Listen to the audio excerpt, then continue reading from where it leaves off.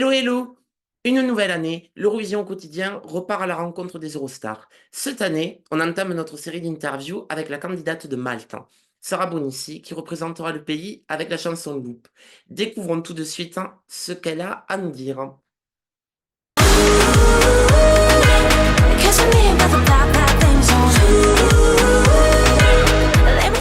How can you introduce you to our readers?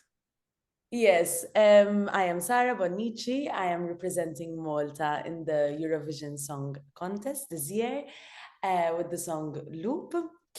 I'm quite young, I'm 25, and I'm super excited to be performing in Malmo very, very, very soon.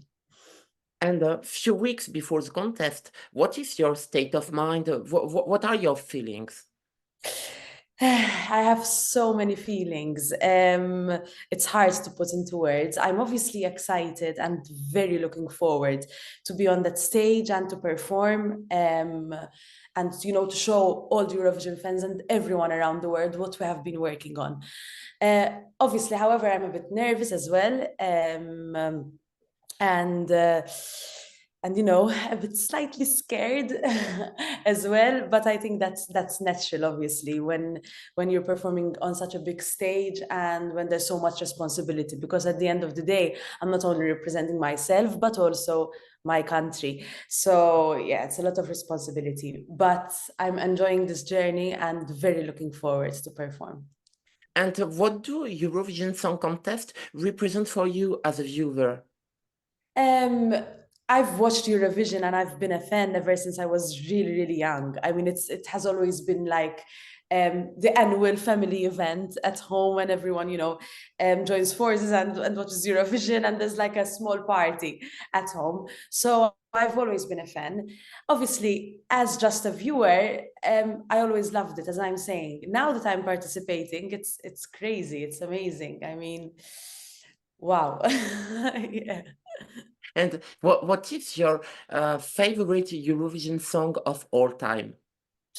I have many because, as I said, I'm a fan. I think most recent ones. I think Sam Ryder's "Spaceman." I love it. I love his energy, and I love the song and all of that. But I think my all-time favorite will always be my number one of Helena Paparizou. I recall very clearly when I saw her for the first time. I was so young, and I said, I want to be like her someday when like I grow older. And she has been an inspiration ever since, and I'm finally here, so it holds like a special place in my heart. Mhm. And how did you embark in this adventure of Malta Eurovision Song Contest? How did you enter in the Maltese contest? Yes, I mean, as I said, I've always been a fan, and I it has always been my dream. And this year, it kind of felt like the right time to try. I obviously started with the writing process of the song. I was very much involved in the songwriting of the song, and yeah, when I wrote the song, I said, "This may be it."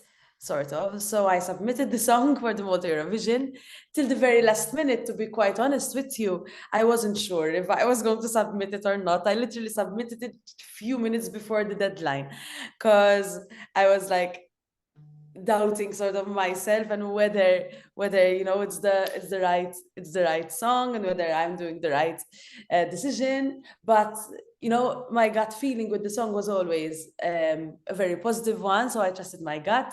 I submitted the song and made it to the semifinals, then the finals, and ultimately ended up winning the contest. So now I'm here. So that's what's sort of been the journey so far.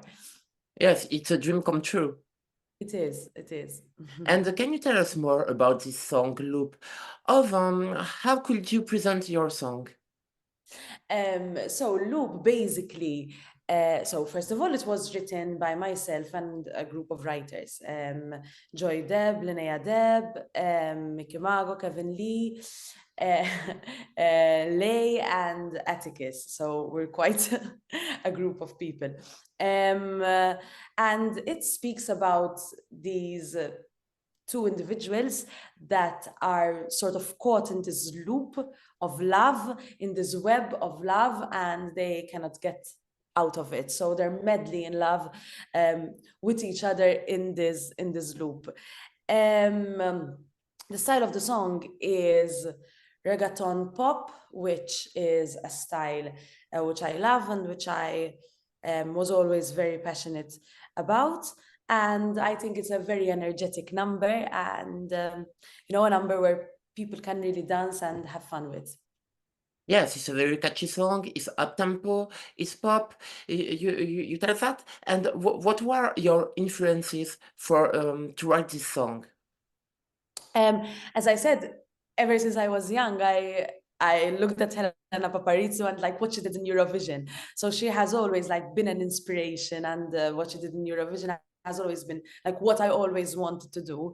Obviously, she's not the only influence. We evolve with time, and there are so many artists that influenced me. I think Jennifer Lopez is a great inspiration as well. I loved her. Ever since I was a kid. In fact, she was, I think, the initial inspiration for Loop. And in fact, my choreographer is actually danced with Jennifer Lopez. He was one of her dancers. So yeah, it's like not all connected, but you know Mm. what I mean. The, Yeah. the the initial inspiration was fueled by her, and I wanted to, as much as possible, I got really inspired by her, and yeah, like the team is it's sort of connected. Right now I'm very heavily influenced as well by artists like Dua Lipa, Beyonce. I mean, they're all great artists, and I think they're doing great things. So yeah, I think I find myself being inspired and influenced by so many artists. And you decided to make a revamp of the song after the Malta Eurovision Song Contest. Why this decision, and what the revamp has for you bring to the song? So I I I always like throughout the journey and as a person, I always believe that you try your best to give the best possible product, and it's I believe it's never perfect. There's always room for improvement. So after I won the Malta Eurovision, I thought, why not like sort of look at the song and see where I can improve. Because at the end of the day, that's the ultimate aim for me, to give the best possible product and represent my country in the best possible way. And and yes, I reevaluated the song and saw maybe some constructive criticism towards the song and where I could possibly improve. And that's basically what I did. The changes are not major, but they're basically changes like minor changes in the lyrics, which made the lyrics and what I was saying more clear, I believe. Slight changes in the melody and the improvement overall in the quality of the production. So they're not major changes, but I believe changes which were needed to elevate the song and bring the best possible product on that stage. So that's basically it.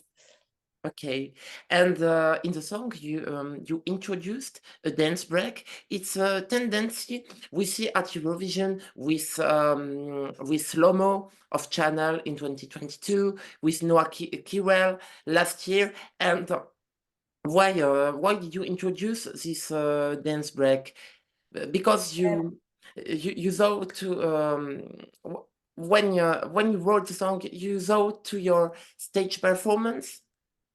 Yes, so as I said, it has always been my dream to go on stage and sing and dance. It has literally been my dream ever since I was young. I mean, I started dancing when I was 4 years old. Mm. Had stopped dancing, so before Eurovision, I had not danced for I think 5 years. So it was quite a challenge as well to get back on track and get back to dancing. But it has always been my dream, and that is what I always wanted.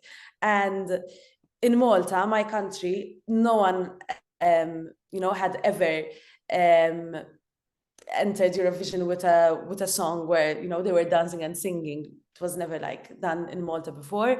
And ever since I was young, I always imagined myself and dreamt about doing it. So that was it basically. When I wrote the song with the songwriters, that is what I had in mind. That was my vision of myself singing and dancing and doing a dance break, and that's how I imagined it. So that is it basically. It was just my dream, and I tried to make it come true. Hopefully, I'm managing so far. Great. And I guess you have a little experience of Eurovision because you took part to the national final for Junior Eurovision Song Contest in 2009, and you took back on the GEAC stage in 2010. Yes, exactly, Uh, exactly. can you tell us I more about this experience? Yes, and those were beautiful experiences. Yes, I took part in the Junior Eurovision in Malta, 2009, with the song, the Mambo song. I had placed third back then, and then the year after, I as well took part in the Junior Eurovision, and then that same year, 2010, I was part of the delegation um, uh, of Malta in the actual Eurovision in Minsk with Nicola Zoppardi. So the Maltese entry of 2010 was Nicola Zoppardi, and I was a backup singer and dancer of the act. So yeah, I had done Junior Eurovision back then, and it was an amazing experience. I loved it, and yes, it was so nice. So yes, I do have sort of an experience in the Eurovision. Obviously, this is different now. It's I'm much older, and it's a total different experience. But the Junior Eurovision ones were definitely experiences that I cherish and I keep close to my heart forever.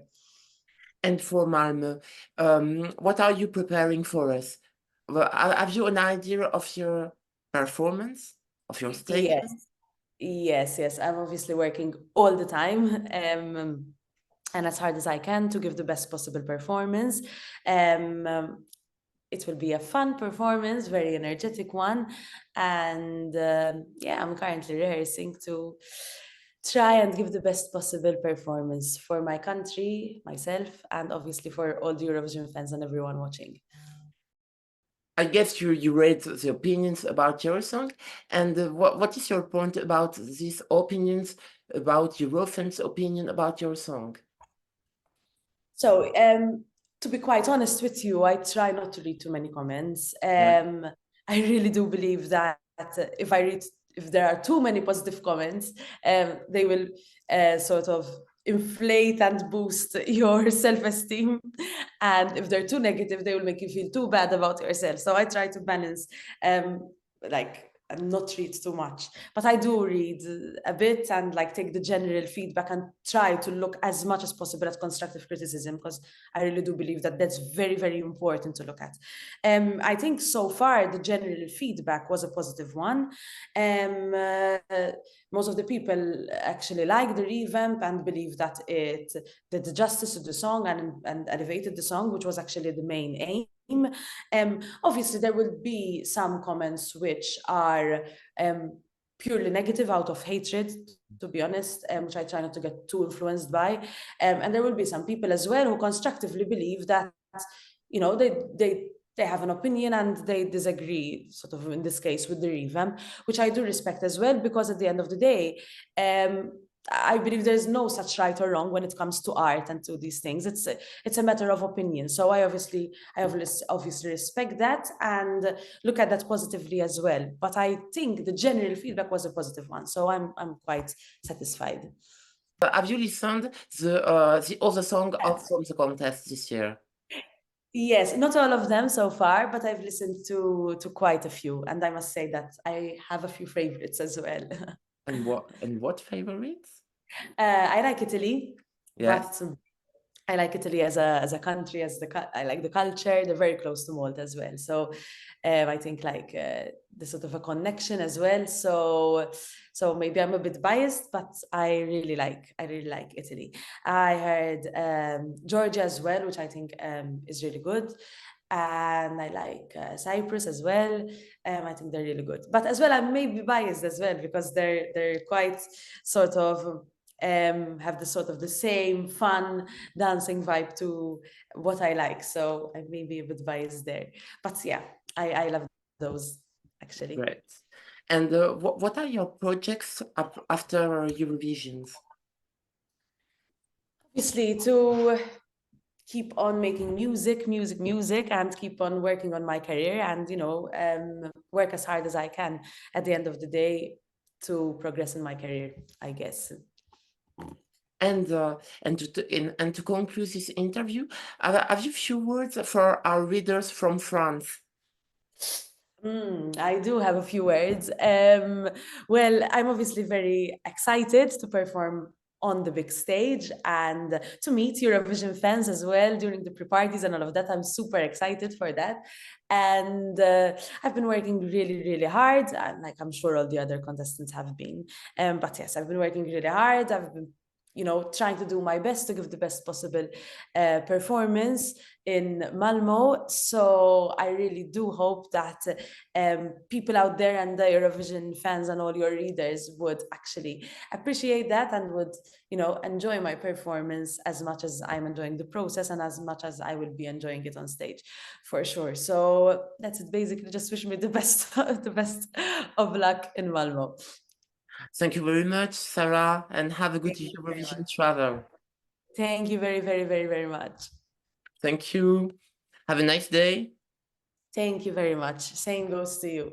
Bye bye. Thank you. Bye. Thank you. Merci à Sarah Bonnici d'avoir accepté de donner cette interview à l'EAQ. Vous pourrez retrouver la candidate maltaise sur la scène de la Malmö Arena jeudi 9 mai en première partie à la seconde demi-finale. D'ici là, toutes les bonnes infos, c'est sur l'Eurovision au quotidien. Ciao, ciao!